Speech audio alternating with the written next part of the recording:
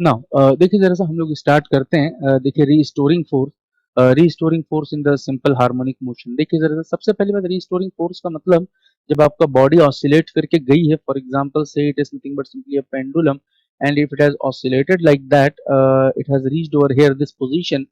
तो restoring force का मतलब ये है वापस इसको अपनी पोजीशन पे ला देना। क्लियर है यहाँ पर बात समझ में? A force which tends to make the body to reach at its original position. This is what the meaning of restoring force. It is not changing the shape, size, anything, but simply changing the position to bring the body back to its original position. Clear है यहाँ पर बात समझ में? For example, see, this is one spring over here, and this is one mass located over here. Clear है यहाँ पर? Now, if this spring comes back front, then this body is moving here or here. So it means its position is changing. Position is represented by x. मान लीजिए ये spring अगर हिलता डुलता है तो बॉडी आगे जाएगा या पीछे जाएगा, पोजीशन में चेंज होगी मास की। मास कभी यहाँ आ जाएगा, कभी यहाँ आ जाएगा, कभी यहाँ आ जाएगा, तो इसकी एक्स डिस्प्लेसमेंट में चेंज आ जाएगी। नाउ फॉर एग्जांपल से this is one pendulum over here. if this pendulum oscillates like that, then pendulum reaches over here. Say for example it has been reached over here. Now initially it was like that, now it is like that. It means the angle of displacement has been changed. Is it clear or not? It means if I want to write the coordinate over here, then here the coordinate system is position, here the coordinate will be angle. Now I am assuming generalized coordinate. Which coordinate? Generalized coordinate. Generalized coordinate means I am not assuming x, I am not assuming theta. हम एक generalised coordinate मान रहे हैं जिसमें हम x भी नहीं मानेंगे और थीटा भी नहीं मानेंगे। हम एक अलग ही नाम दे देते हैं, that is nothing but simply called as q. This is what the name of generalised coordinate. x को भी भूल जाएं और जो है थीटा को भी भूल जाएं, आप जो है याद रखें सिर्फ क्या बताइए जरा सा q। और इसी से सारे डेफिनेशन, सारे नोटेशन हम लोग जो है निकालेंगे। Clear? Now say for example q naught stable equilibrium point. Stable equilibrium, stable equilibrium point मानना इसलिए जरूरी है क्योंकि ऑसिलेशन जो होगा वो स्टेबल इक्विलिब्रियम पॉइंट के आगे पीछे ही होगा। हम लोगों ने ऑसिलेशन के बारे में पढ़ा था तो ये बात तय कर लिया था कि जो भी ऑसिलेशन होता है उसके लिए एक स्टेबल इक्विलिब्रियम पॉइंट का होना बहुत जरूरी है। क्लियर है यहाँ पर बात समझ में आया? इसीलिए हम लोग स्टेबल इक्विलिब्रियम पॉइंट मान लेते हैं। Assuming stable equilibrium point only because oscillation take place around about stable equilibrium point. That's why we are assuming stable equilibrium point. Now the displaced point q is the displaced point which is not the stable equilibrium point. Now I want to calculate the potential energy of the body at any point which is other than the stable equilibrium point. हम जो है potential energy calculate करना चाह रहे हैं body का जो stable equilibrium point पे नहीं है, कहीं और पे है। अच्छा मैं इसको अगर ऐसे लिखना चाहूं तो आप बताएं सही है या नहीं है? Q not plus Q minus it is nothing but simply Q not. सही है ना? ये Q नॉट कैंसिल हो जाएगा, Q बचेगा U ऑफ Q, और आना भी क्या चाहिए? U ऑफ Q आना चाहिए। तो आप इसको कैंसिल मत करो, बस ऐसे दिल में ऐसे समझो कि ये ऐसे कैंसिल हो गया है। This is like that. Is it clear और नॉट?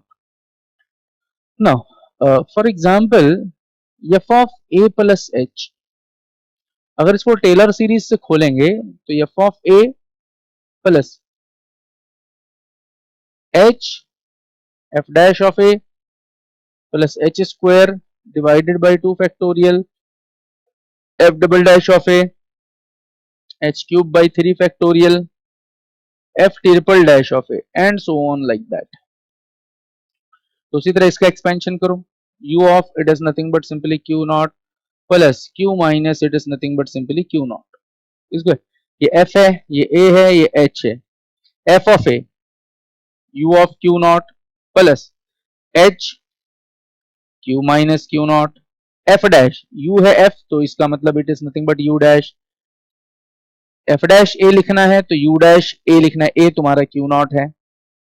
आगे चलते हैं, प्लस h स्क्वायर, ये q minus q nought, h माना है इसको, q minus it is nothing but simply q nought square divided by 2 factorial f double dash that is u double dash, a तुम्हारा q nought है, plus last q minus q nought it is nothing but simply whole cube divided by 6।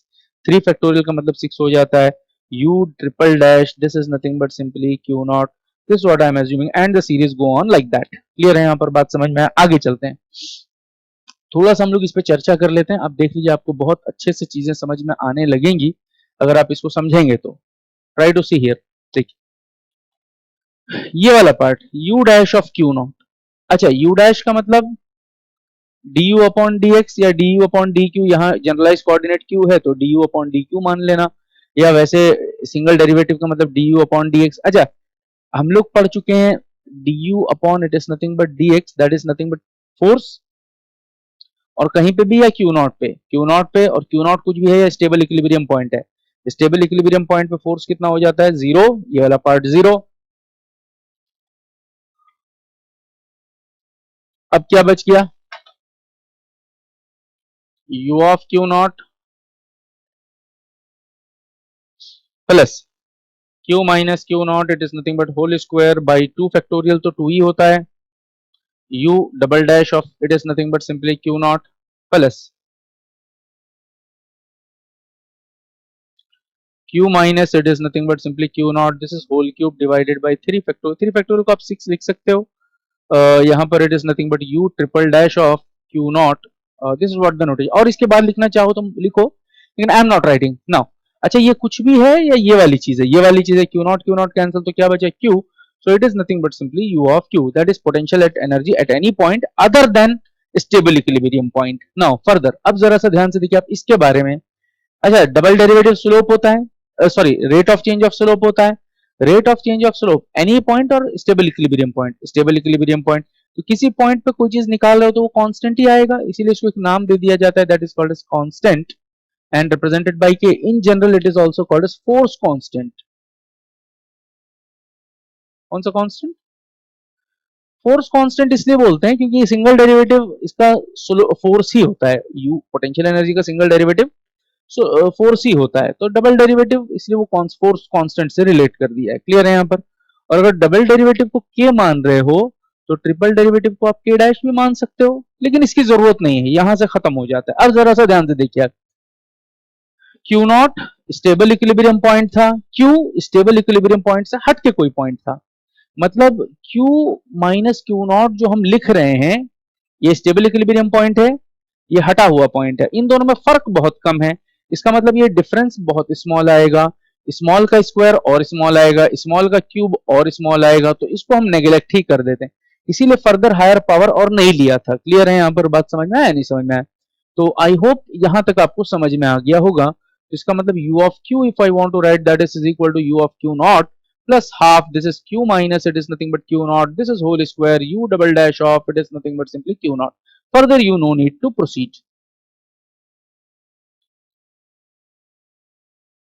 ठीक है आगे चलते हैं, यहां तक आप लोगों ने लिख दिया है ना, force is equal to minus du upon it is nothing but simply dx, यहां पर x की जगह q माना है, minus du upon it is nothing but simply dq, तो u आपने निकाल रखा है इसको अच्छा ये वाला तो कांस्टेंट ही है क्योंकि अच्छा इसमें u जो है u में कोई q का नाम नहीं है, q नॉट का नाम है, तो ये वाला डेरिवेटिव आपका जीरो हो जाएगा, this derivative will be zero, भाई इसमें q तो है ही नहीं, q नॉट है, और आप डेरिवेटिव किसके रेस्पेक्ट में कर रहे हो? q के रेस्पेक्ट में, ये खत्म हो गया। ये वाला एक माइनस साइन अभी भी बचा हुआ है, माइनस, इसको डेरिवेट करते हैं, हाफ ठीक है, पावर का derivative two, q minus q not, अब q माइनस क्यू नॉट का डेरिवेटिव, q का डेरिवेटिव 1 हो जाएगा, q नॉट 0 हो जाएगा, तो रहने दो। चलें आगे, आगे चलते हैं। अब जरा सा ध्यान से देखिए आप, ठीक है, this will get cancel out. अच्छा u डबल डैश को हम लोग k मानते हैं, ऊपर माना हुआ है, k तो वैसे ही कांस्टेंट है, ऐसे ही छोड़ दो। आगे चलते हैं, this will get cancel out, minus q minus it is nothing but simply q nought, it is nothing but k, half वाफ सब कैंसिल हो गया है। क्लियर है यहाँ पर? अच्छा फोर्स में अगर आप वेक्टर में लिखना चाहो तो यूनिट वेक्टर यहाँ पे लगाना होगा, यूनिट वेक्टर का मतलब इन द डायरेक्शन ऑफ, है ना, पोजीशन, तो q के रेस्पेक्ट में कर रहे हो तो बगल में q कैप लगा देना, फोर्स अगर x की डायरेक्शन में लगाते तो यहाँ पर x कैप हो जाता, y की डायरेक्शन में लगाते तो y कैप हो जाता, अगर वेक्टर में लिखना चाहो, नहीं लिखना चाहो तो वैसे ही छोड़ दो। क्लियर है यहाँ पर? बात समझ में आ गया? आगे चलते हैं, So this is what called as free sparing force.